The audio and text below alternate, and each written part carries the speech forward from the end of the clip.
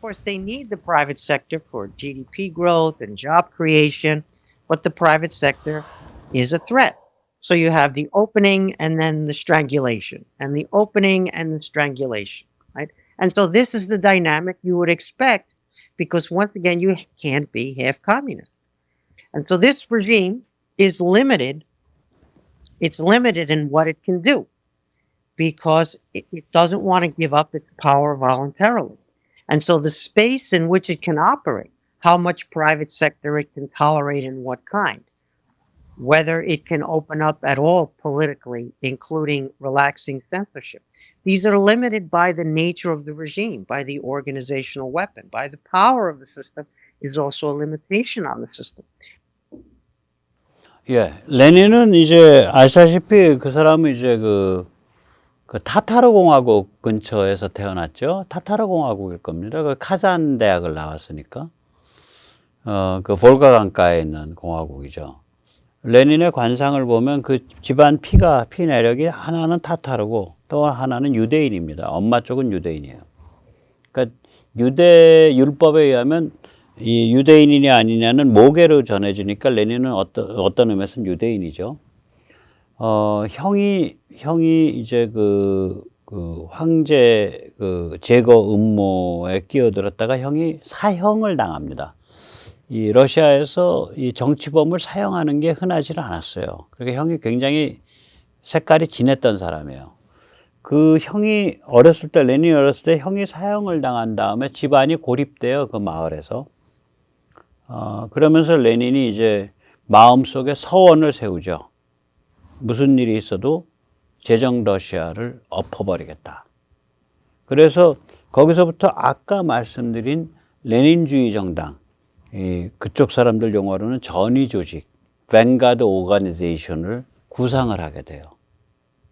그래서 이 레닌주의 조직이 지금 우리가 보는 공산당 조직의 기본 틀입니다. 그러면 이제 이 공산당 조직은 아까 말씀드린 그런 이유들 때문에 스스로를 국가 위에 두고 국가를 소유하는 조직이거든요, 이 조직이. 그러니까 권력이 그냥 국가 권력을 독점하는 게 아니라요. 국가를 창출했다고 스스로 생각하는 조직이에요. 국가의 오너다. 우리 국가 자체의 오너다. 국가 권력의 오너가 아니라 우리가 국가의 오너다예요. 그런 관점을 갖고 있다고요, 이 레닌주의 조직은. 따라서 이러한 이 권력 독점에 대해서 어떤 위협하는 요소가 성장해 나오면 이걸 참지를 못하는 거예요. 먹고 사니즘의 문제도 있고 하니까 개방 갔다가 개방의 성과에 의해서 말하자면은 체제 권력 독점적 권력에 대해서 도전할 수 있는 민부가 축적이 되고 민간 기업이 성장해 나오면 그걸 탄압을 한다고요. 그러니까 개방 갔다 탄압 갔다 개방 갔다 탄압 갔다 시계추가 뚱뚱뚱뚱인데 이게 규모가 크니까 GDP가 세계 2위니까 이게 뭐 수백 톤 수천 톤짜리 시계추가 좌우로 가너다른 끈에 매어서 흔들리고 있는 거예요. 그 아래는 황제가 앉아 계시고 황제 아래는 공산당이 있는 거예요. 딱 그 형세입니다. 지금 형세가. 자, 그래서 이 레닌주의 조직이 굉장히 강력하고 굉장히 일사불란한 조직인데 바로 그 조직의 그러한 특성 때문에 아까 말씀드렸잖아요. 그 레닌주의 조직 안에는 견제와 균형이 없어요. 그게 이제 전권을 가진 조직인데 조직 내부가 견제와 균형이 없어요. 그냥 자임한 상층 엘리트에서부터 시작해서 그 상층 엘리트들이 밑으로 쫙 짜내려간 그런 조직이고 그렇게 운영이 돼요. 그 안에 뭐 투표도 없고 견제와 균형이 없고요. 더욱이 이게 이제 지하혁명이라 진실에 대한 경멸을 깔아요. 예를 들어서 레닌 자신의 말에 의하면 혁명에 유리한 게 진실이다. 다시 말하자면 뭐 예를 들어서 대통령이 연쇄 강간 살인범입니다 라고 주장을 했어. 거짓말인데 혁명에 유리해. 진실이야. 그 얘기에 이게 지금 더 나가서 당에 유리한 게 진실이다예요. 그 다음에 당에는 오류가 없다. Infallibility of the party. 교황 무오류랑 똑같아요. 당의 무오류성이에요. 그러니까 이게 그냥 아무 제한이 없는 거예요. 레닌주의 조직은. 그냥 마구 달리는 거예요.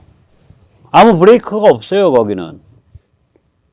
그런데 이 마구 달리는, 지 마음대로 가는 마구 달리는 그 1인 독재로, 그것도 나중에 가면, 마구 달리는 이 조직의 무한 권력에 대한 위험 요소가 될 것 같다 그러면 무슨 대가를 치르고라도 무자비하게 밟아버린다고요. 따라서 조직이 굉장히 경직되죠. 내가 숙청당하나? 굉장히 경직돼요. 내 숙청은 안 올까? 굉장히 경직된다고요. 그래서 레이더를 세우고 지금 조직이 어디로 가고 있지? 누가 실권을 갖고 있지? 누구랑 얘기해야지? 여기에 모든 저게 말하자면 에너지가 다 쏠리는 거예요. 그럼 굉장히 경직된 조직이란 얘기죠. 다시 말하자면 경도는 높아요. 일사불란하게 움직여. 그런데 강도가 낮은 거예요. 유연하지 못하고 강인하지 못한 거예요. 그 얘기하는 거예요, 지금. 그 다음에 이제 이 개혁 개방에 대한 건데 한번 들어보시죠. Sure. They can open up the economy. They can do economic liberalization. The Soviets did this, by the way, under Lenin in the early 1920s, where they actually strengthened the communist monopoly in the 20s. And yet they opened up the economy to allow legal private markets and market behavior. This was called the New Economic Policy, or the NEP. There was never a political NEP. They didn't open up the political system. In fact, as I said, they tightened the political system. And they experimented with the market economy for a time, but they were communist. So the market was not an end in itself. It was a means to an end. Once the country wasn't starving anymore, as it was when they launched the New Economic Policy in 1921, once the things had stabilized economically, you had Stalin eliminate markets and private property once again. Because for Marxists, the base can't be capitalist, and then the political structure or the superstructure can't be communist and survive, because the base, the socioeconomic relations, right, the means of production, who controls them, is determinative for Marxists. Now you have Deng Xiaoping and the Chinese communists as well. It's a version of the New Economic Policy. There still is a communist monopoly, no political NEP to speak of. Sure, eventually you get some village elections. They're gone now for the obvious reason that they threaten the communist monopoly. 예, 그러니까 지금 중국의 경제적 개방이라는 게 실은 소련이 혁명 직후에 한 적이 있다. 소련이 이제 1917년 혁명인데 혁명 나고 나서 다음 날부터 그러면 국가가 소련이 완성됐냐? 아니에요. 피비린내나는 내전이 한 3, 4년 가죠. 그래서 나라가 언제 거덜나요? 1920년, 21년이 되면. 그래서 일단 먹고 살아야 되니까 사유재산도 인정하고 시장도 인정하는 정책을 취해요. 그게 NEP, 신경제정책이에요. 그렇게 몇 년 하고 나니까 이제 먹고 살만하게 됐거든. 그러니까 이제 스탈린이 그때부터 사유재산 때려 엎고 시장 다시 파괴하고 배국 경제 100% 실행하죠. 그 얘기를 하고 있는 거예요.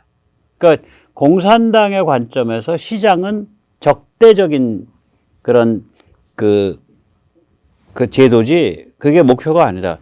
참고로요, 이 자유민주주의에서는 시장 제도의 발전을 국가의 굉장히 중요한 목표로 삼죠. 그러니까 중앙은행, 그것도 시장 제도 발전을 위한 거죠. 금융감독이, 그러니까 금융시장이 제대로 작동할 수 있게 살펴보는 그런 조직이죠. 그 다음에 공정거래위, 그거는 공정시장 가격대로 거래가 되나 안 되나를 살펴보고 지도하는 조직이에요. 무서운 조직이죠. 이 공정시장 가격, 페어마켓 밸류라는 건 뭐냐면, 문재인 때인가 그 건설사가 원가대로 해서 원가 분양하겠다. 그러면 원가를 못 받는 손해보는 물건은 국가가 매입해 주나? 공정시장 개념이 없는 거예요. 공정시장 가격이라는 건 뭐냐면요, 기회비용이에요. 즉 제가 이 물건을 만들 때 1억이든 건 상관이 없어. 이것과 같은 성격의 물건이 저기서 만약에 1,000원에 팔리면 네가 1억이 들은 건 네 비즈니스고 1,000원이 공정시장 가격이에요. 또 거꾸로 제가 이 물건을 만드는데 5원이 들은 건 상관이 없어. 이것과 비슷한 성격의 물건이 50억에 팔리고 있으면 네가 5억이 들었던 거는 네 사정이고 이 물건의 가치는 50억인 거예요. 그게 공정시장 가격이에요. Fair Market Value, FMV. 이 공정시장이 돼야 그러면 야 그럼 이상한데 아닙니다. 이렇게 돼야 경쟁이 치열해지고 그 기술이 발전하면서 생활이 풍부해지는 거예요. 그러니까 시장이란 제도는 뭐냐? 그것이 발전하기 위한 금융, 운송, 정보 소통 이런 것들은 어떻게 지원돼야 되냐? 여기에 대한 고민을 하는 것이 자유민주주의 국가의 중요한 기능 중에 하나예요. 그걸 실행하고 고민하는 게. 그런데 공산체제는 그게 아니죠. 공산체제는 안에 깔려 있는 거예요. 시장, 저건 몹쓸 것, 저건 자본주의, 저건 우리 공산당 절대 권력을 좀먹고 들어오는 암과 같은 것하고 딱 거리를 두고 있는 거예요, 이게. 그 얘기하고 있는 겁니다. It turns out that every day is existential for the communist regime. Now, we here in democratic rule of law systems, we worry about this policy and that policy, this norm busting and that norm busting, this political figure and that political figure. But we survive. The craziest political figures, the most inept political figures, the most corrupt political figures. It's not existential for us because ours is based on resilient institutions. And so, to conclude, an answer to the quote from Xi Jinping that you presented, not only is every day existential for them in the sense that if they allow too much opening, their entire system can begin to unravel. Not only that, but they think that we can accelerate that process, that we can influence that process. The great fear of Xi Jinping and Putin when it comes to the US is not things like NATO expansion, it's so called color revolution.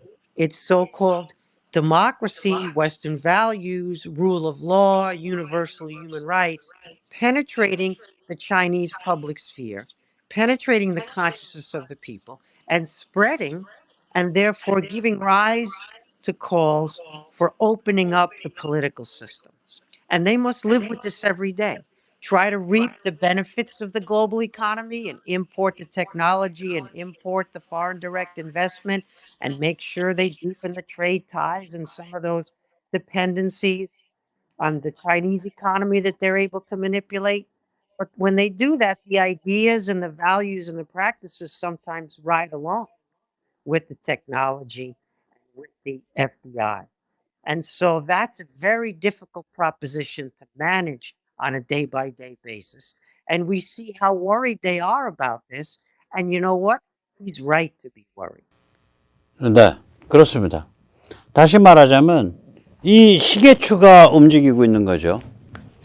개방 갔다가 탄압 갔다가 개방 갔다가 탄압 갔다가 먹고 사는 문제 생각하면 개방을 하긴 해야 되는데 그래서 서방 세계와 거래하고 수출도 하고 이래야 되는데 그 개방에 의해서 그게 도를 넘게 되면 체제가 무너지고 그러니까 도 안 넘게 해서 다시 이쪽으로 당겨야 되고 또 튕겨가면 또 도 안 넘게 해서 이쪽으로 당겨야 되고 매일매일 매 순간순간이 그렇다는 거죠. 거기다가 세계시장이랑 엮여갖고 뭐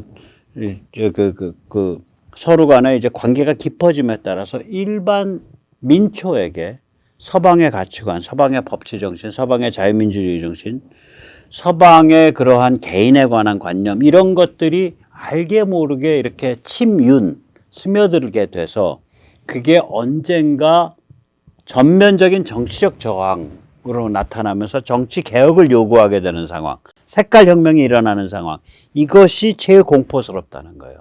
그래서 시진핑, 푸틴, 중국 공산당, 중국 인민해방군은 하루하루가 체제에 관한 실존적 위기 속에서 사는 사람들이다. 이 얘기를 합니다. 그래서 맞다고 봅니다.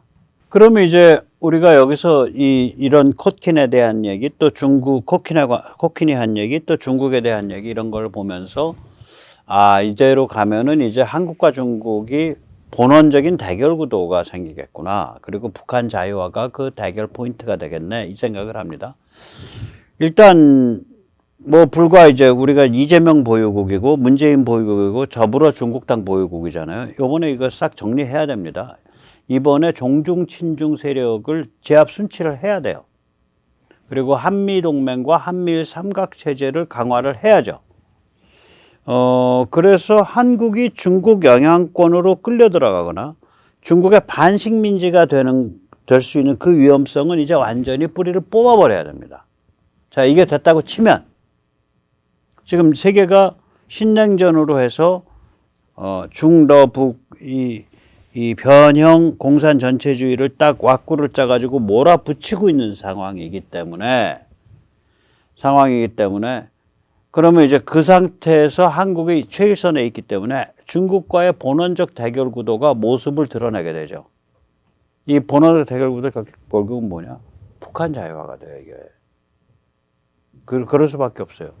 한국 입장에서는 북한을 핵무장 대량학살 체제로 방치한 채 온전할 수가 없죠. 북한이 자꾸 도발을 저렇게 하니까.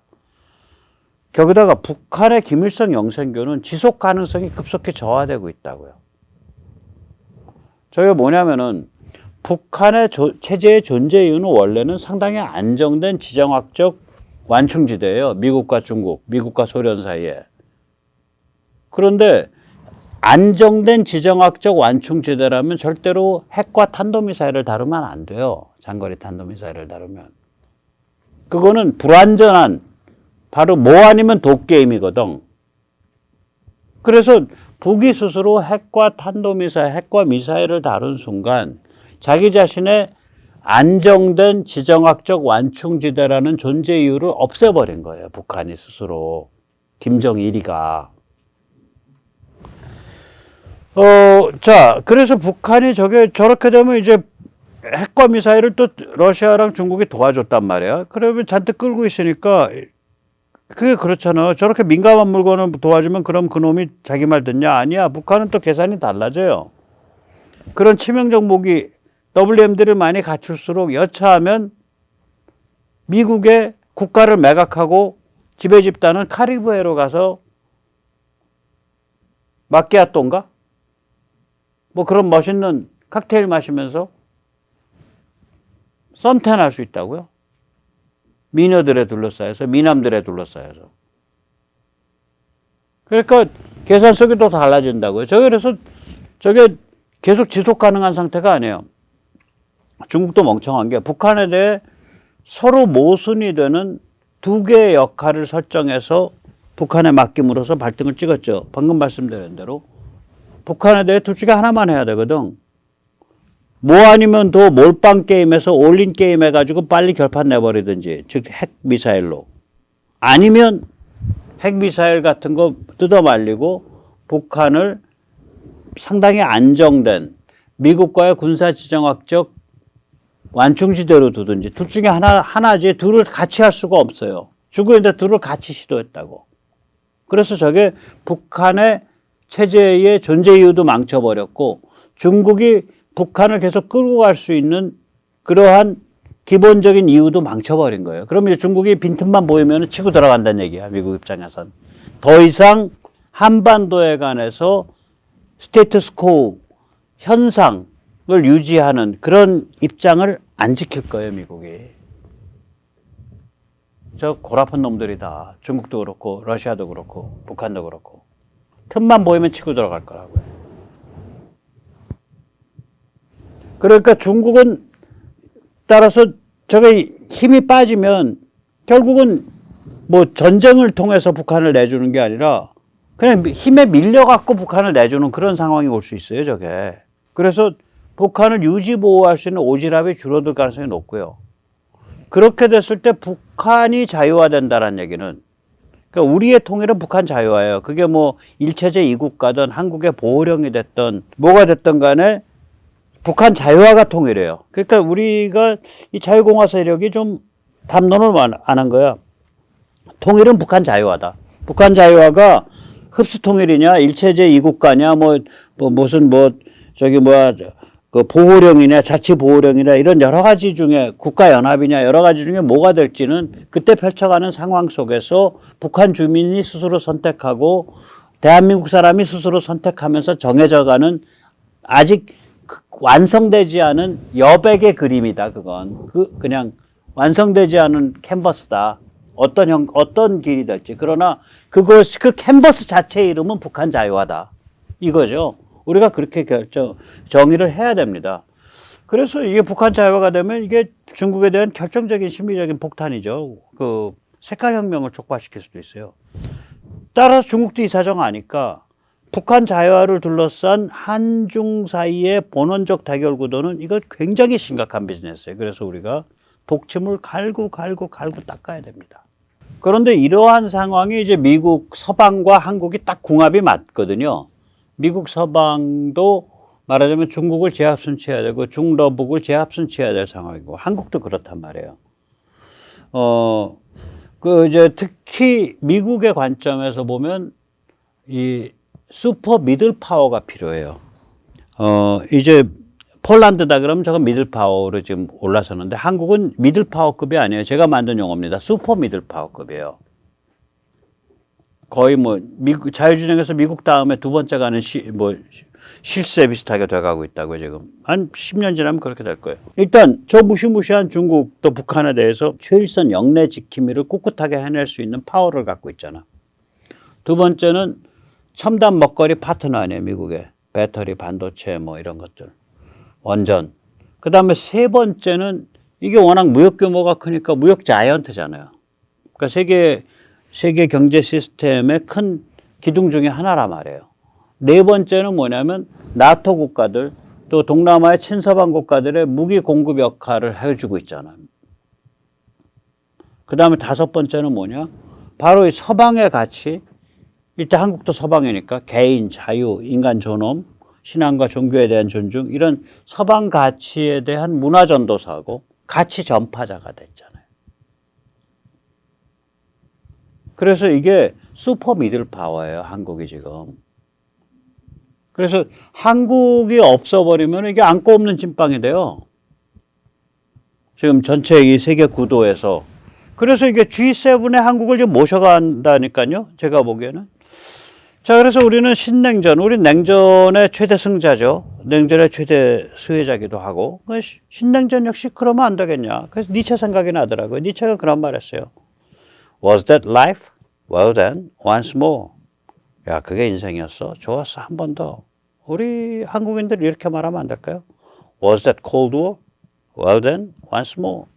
그게 냉전이었어? 좋았어. 한 번 더. 예, 오늘 여기까지 모시겠습니다. 감사합니다.